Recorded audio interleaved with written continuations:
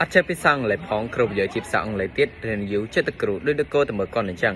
នេះគឺជាទិន្នន័យនៃសិស្សទី12ដែលធ្លាក់មុខវិជ្ជាអង់គ្លេសនៅក្នុងការប្រឡងបាក់ដូររបស់ពួកគេដែលយើងសង្កេតមើលឃើញថាកំណើនដែលធ្លាក់ពីសង្ឃលេកាលពីមួយឆ្នាំទៅមួយឆ្នាំនេះគឺជាបញ្ហាចម្បងដែលយើងមិនអាចមើលរំលងបានទេនៅពេលដែលសិស្សទី12ចប់បាក់ឌុបហើយមកបន្តការសិក្សានៅមហាវិទ្យាល័យតើពីបានចោះសាកសួរទៅដល់និស្សិតដែលមកពីជនបទយើងបាន problem 3ធំដែលយើងមានទី1គឺ limited educational resource ដែលទី1គឺខ្វះជាមួយនឹងឯកសារសាលានិងគ្រូបង្រៀននៅតាមទីជនបទមួយទៀតគឺ financial barrier ដែលគាត់ត្រូវការចំណាយទៅលើការសិក្សាទៅលើការសាលារដ្ឋហើយនិងការសិក្សាទៅលើភាសាអង់គ្លេសមួយទៀតដែលធ្វើឲ្យគាត់មានការចំណាយច្រើននិងពិបាកក្នុងការរស់នៅមួយទៀតនោះគឺ lack of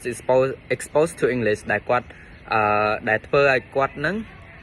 មិនសូវបានសិក្សានិងមិនសូវបានឮពីភាសាអង់គ្លេសដែលភាគច្រើនគឺគាត់បានឮនិងសិក្សាទៅនៅក្នុងសាលារដ្ឋតែប៉ុណ្ណោះ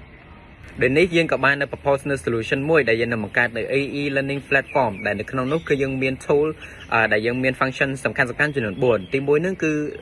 learn English from basic to advanced ដែលយើងនឹងមានការបង្រៀនពីអង់គ្លេសពី basic ទៅកាន់ advanced ដោយប្រើប្រាស់ភាសាខ្មែរនៅក្នុងនោះទី2នោះគឺ interactive learning tool ដែលបន្ទាប់ពីការសិក្សាហើយនឹងក៏យើងមានជាមួយនឹង quiz ជាមួយនឹង engagement ទៅកាន់សិស្សានុសិស្សរបស់យើងនៅក្នុងនោះទី3នោះគឺ live tutorial and support ដែលយើងនឹងមានការបង្រៀន live បង្រៀនទៅកាន់សិស្សានុសិស្សហើយនឹង support ទៅកាន់សិស្សានុសិស្សរបស់យើងបើសិនជាមានបញ្ហាអីជាដើមទី4នោះគឺ progress tracking ដែលយើងនឹងតាមដាននៅសិស្សានុសិស្សរបស់យើងនៅក្នុងការរៀនថាគាត់នឹងបានរៀនទៀងទាត់ពេលវេលាឬក៏អត់ដោយនេះយើងក៏បានintroduction ដូចនេះយើងក៏បានបង្កើត tool មួយដែលមានឈ្មោះថាចង់រៀនដែលជា e-learning platform ដែល provide ជាមួយនឹង accessibility និង engagement English ដែលជួយទៅដល់សិស្សានុសិស្សរបស់យើងក្នុងការ improve ភាសាអង់គ្លេសរបស់ពួកគេ target customer ដែលយើងមាននៅក្នុងចង់រៀនរបស់យើងហ្នឹងគឺទី1គឺសិស្សដែលមកពីតាមជនបទមិនថាប្រុសឬក៏ស្រីនោះទេទី2នោះគឺសិស្សដែលមានអាយុចាប់ពី13រហូតដល់26ឆ្នាំមួយទៀតនោះគឺសិស្សានុសិស្សដែលទើបតែបញ្ចប់ថ្នាក់បាក់ឌុបដែលពួកគាត់មានការខ្សោយជាមួយនឹងភាសាអង់គ្លេសនិងចង់ upgrade ភាសាអង់គ្លេសបន្ថែមនេះគឺជា prototype ដែលយើងមានជាដំបូងនៅពេលដែលយើងចូលទៅកាន់ app របស់យើងនឹងឃើញអំពី course ដែលយើងមាននិងទី2នោះគឺនៅពេលដែលយើងចូលទៅកាន់ course របស់យើងទៅនឹងមានការបង្រៀនជាវីដេអូនិងជាមេរៀនជាដើមហើយបន្ទាប់ពីចប់នៅការបង្រៀនជាវីដេអូហ្នឹងក៏យើងមានដូចជាការធ្វើ quiz និងលេង game ផ្សេងជាដើមពួកយើងបានកំណត់នៅគូប្រជែងនៅក្នុង e-learning platform របស់យើងដែលទី1ដែលយើងផ្ដោតទៅលើសំខាន់ជាងគេនោះគឺ e-school ដែលពួកគាត់ងាយស្រួលក្នុងការសិក្សាហើយ quality level ហើយនឹងគ្រូបង្រៀនល្បីៗផងដែរប៉ុន្តែគឺវាពិបាកប៉ុន្តែគឺយើងត្រូវការបង់តម្លៃសិក្សាដើម្បីចូលរៀនដែល purpose របស់យើងមួយទៀតនោះគឺ EFK Academic ដែលគាត់មិនងាយស្រួលក្នុងការសិក្សាទេហើយក៏ត្រូវការចំណាយលុយផងដែរប៉ុន្តែគឺ level quality របស់គាត់គឺខ្ពស់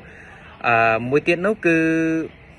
ចូលមកដល់ platform របស់យើងដែលយើងងាយស្រួលក្នុងការរៀន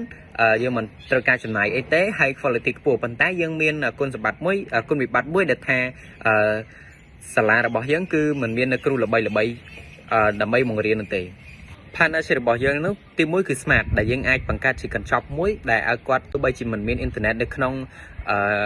smart card របស់គាត់ក៏ដោយក៏ប៉ុន្តែគាត់អាច access ចូលទៅកាន់ app របស់យើងបានទី2នោះគឺ AWS ដែលយើងធ្វើប្រើប្រាស់ AWS ក្នុងការ hosting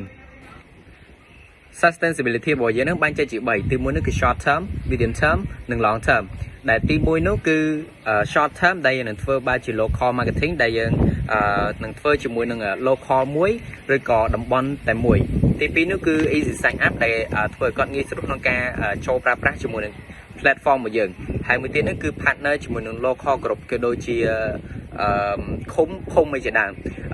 ទី2នោះគឺ medium term ដែលយើងនឹងពង្រីក program របស់យើងនឹងឲ្យកាន់តែមាន course កាន់តែច្រើនហើយនឹងទម្លាក់ជា mobile version បន្តមកទៀតនោះគឺ long term របស់យើងដែលយើងនឹង expand ទៅកាន់local ផ្សេងទៀតដែលមាននៅក្នុងប្រទេសកម្ពុជារបស់យើងហើយនឹងជំរុញពួកគាត់ឲ្យក្នុងការសិក្សាខ្លួនឯងឲ្យបានច្រើនទីនឹងជាចំណុចចុងក្រោយនោះគឺពួកយើងចង់ partner ជាមួយនឹង industry ធំដែលមាននៅស្រុកខ្មែររបស់យើង